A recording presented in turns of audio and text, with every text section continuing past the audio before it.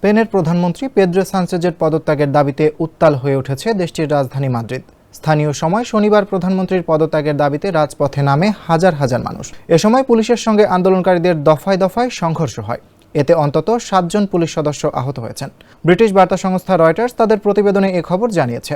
Reuters জানায়, মাদ্রিদে বিক্ষোভ ছড়িয়ে পড়লে এক পর্যায়ে একদল উত্তেজিত প্রতিবাদকারী প্রধানমন্ত্রী সানচেজের সরকারি বাসভবনের চারপাশের নিরাপত্তা ব্যারিকেড ভাঙার চেষ্টা করে।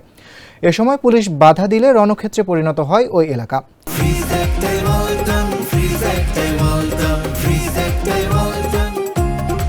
স্প্যানিশ টেলিভিশনের প্রচারিত ছবিতে দেখা যায়, সানচেজের সরকারি বাসভবন মানকুলোয়া প্যালেসের দিকে যাওয়ার প্রধান সড়কে মুখোশধারী কয়েকজন বিক্ষোভকারীকে আটক করেছে পুলিশ। এ ঘটনায় 3 জনকে গ্রেপ্তার করা হয়েছে। স্প্যানিশ সিভিল সোসাইটি অ্যাসোসিয়েশনের উদ্যোগে আয়োজিত এই গণবিক্ষোভে দেশটির প্রধান বিরোধী দল পিপলস পার্টি এবং কট্টর ডানপন্থী দল ভক্সের শীর্ষ নেতারাও শামিল হন।